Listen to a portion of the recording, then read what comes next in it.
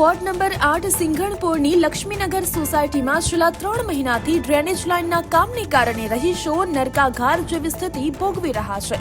ગટરના ઢાંકણા ખુલ્લા હોવાથી અને સ્ટ્રીટ લાઇટો બંધ હોવાથી અંધારામાં લોકો ગટરમાં પડી રહ્યા છે। આ કામગીરીમાં થતા વિલંબને કારણે ગટરનું ગંદુ પાણી પીવાના પાણીમાં ભળતા હવે નળમાંથી ઈયળો નીકળી રહી છે, જે સ્વાસ્થ્ય માટે ગંભીર ખતરો છે।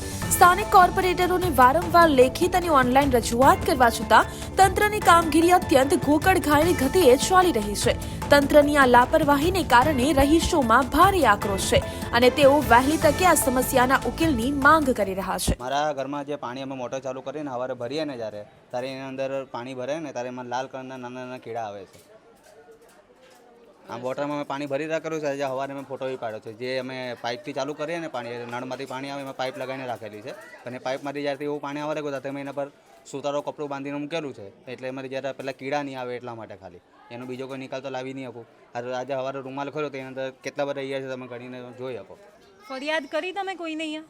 કોને કરવાનું? કોણ કરે મારી ફરિયાદ? અધિકારીઓને, તમારે અહીંયાના કોર્પોરેટરોને? અધિકારી કોણ છે ને કોર્પોરેટર કોણ છે તો આપણા શું ખબર? તો તમે છેલ્લે ક્યારે કોઈને મહિલા તમારા એરિયામાં કોર્પોરેટર આવ્યા છે ક્યારે? એ આવેલી હતી સોરના બહેન આવેલી હતી। તો ફરિયાદ કરી હતી તમે સુવર્ણાબેનને?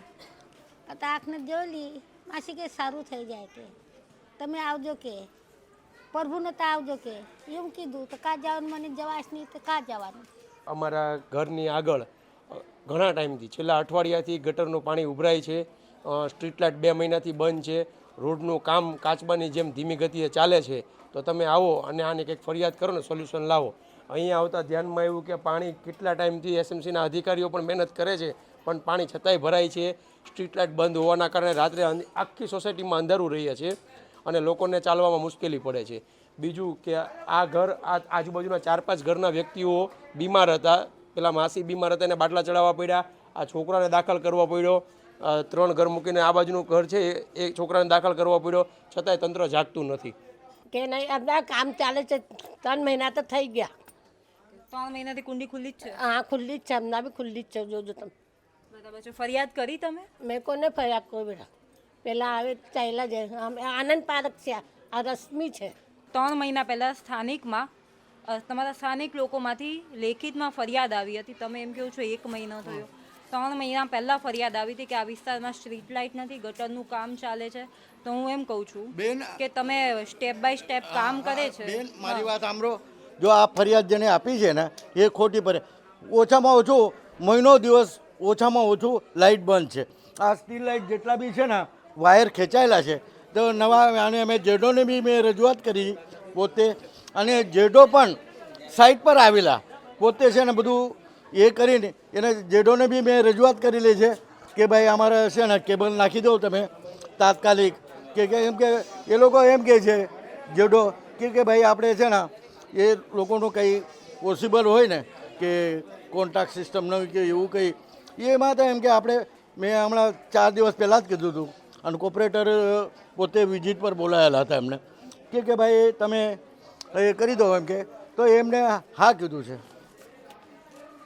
તમે કોર્પોરેટરને કહેશો તો એ ના તો નહીં જ કે સાહેબ કે ભાઈ નહીં કામ કરીએ અમે?